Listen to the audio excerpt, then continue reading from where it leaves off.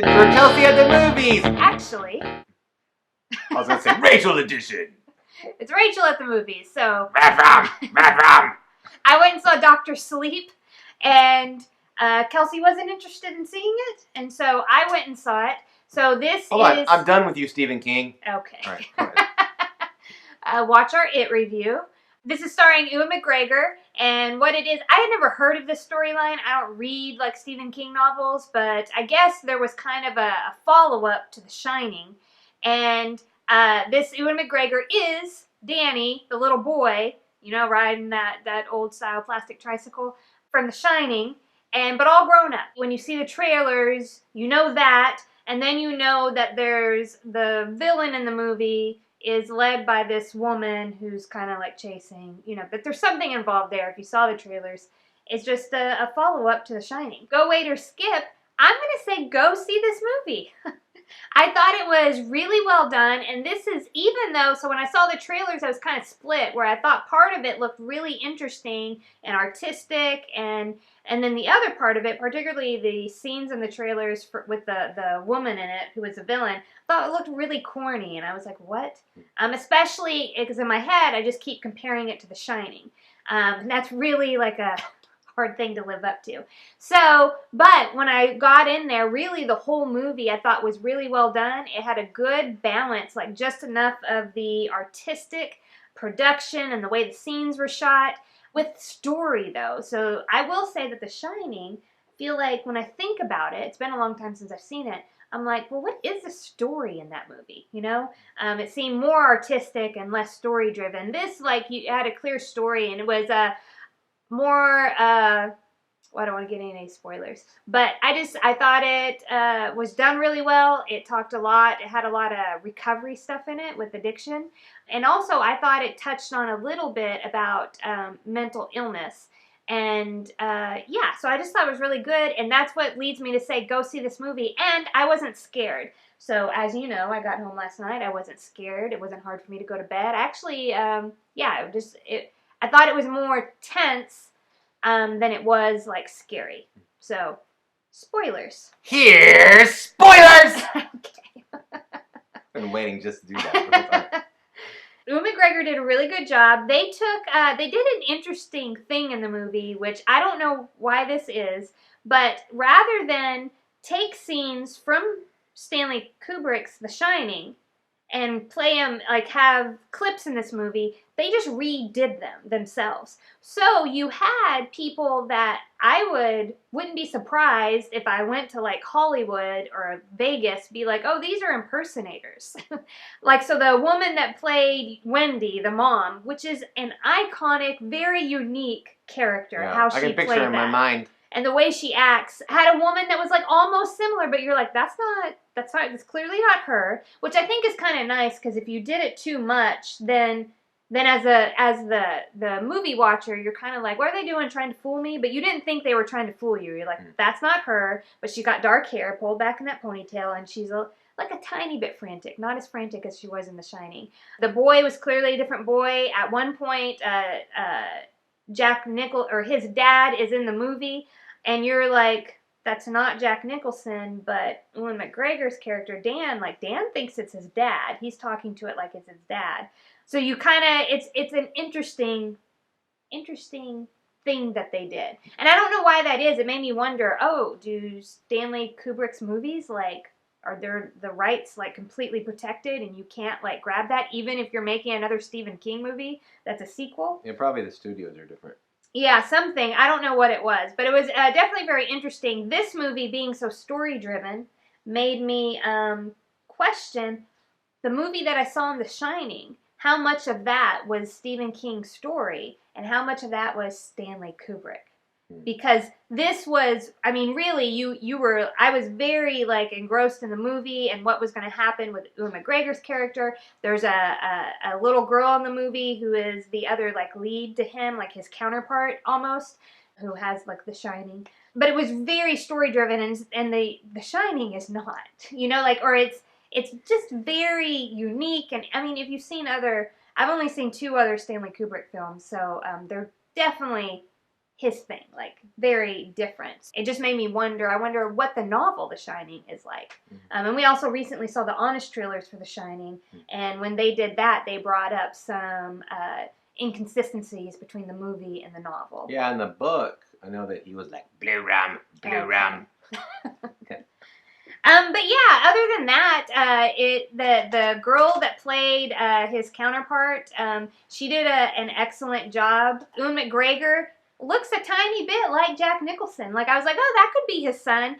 Totally some great fan service. By the end of the movie, they go back to the Overlook Hotel, and that was a part where I was like, oh, don't go back there, that's too scary. So the rest of the movie was like all thriller, like they're traveling and they're trying to find each other and all this.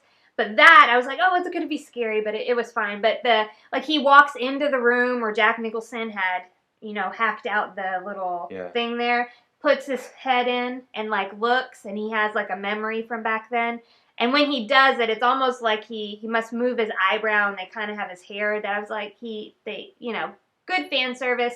We saw the blood coming out of the doors, saw the twins. The old lady in the bathtub is like the primary ghost from that time that is coming back. The addiction recovery played a big role in this. So Ewan McGregor, when you see him, like when the movie starts, yeah, he's he gone. like it's bad. He is just you drinking, drugs. I mean, he wakes up like next to a woman, and when he looks, he's kind of disgusted because I guess she's vomited like in the bed. But the way it looks, I went, is she dead? Because it didn't look like, and she didn't move. And then like he goes to leave, he robs her. And then he turns, and like her toddler walks out of the other bedroom, and you can see he's affected by it. But then he just gives the toddler like a bag of crackers and then sets it down on the bed next to the mom. But I'm like, is she alive? Like, I don't know. But the guy from The Shining, that was like his, he also had the shine. He could talk to Danny in his mind. Well, he still like visits him. Like Obi-Wan figure. Yeah, like from beyond. And ironic. And he kind of like comes and maybe gives him some advice here and there. But yeah, like it was, I thought when he travels anyway, he ends up like joining AA, he gets an 8-year chip, like, it had a lot of stuff in there, but like the thing that he didn't have is he kind of kept to himself, and then this other girl who's really powerful, like has powerful shine, he ends up like needing to help her, and that's the last time like, the guy comes and he's like, this is your thing, this is your purpose, you need to help her, because he had told her no. But I thought it was just a really good movie, and it had something that I think is lost, and maybe when we watched it, where we were like, what's the point of this movie? I don't understand. At the end of it, like, what the characters learn in the movie is that people don't end. They don't just die and they're over.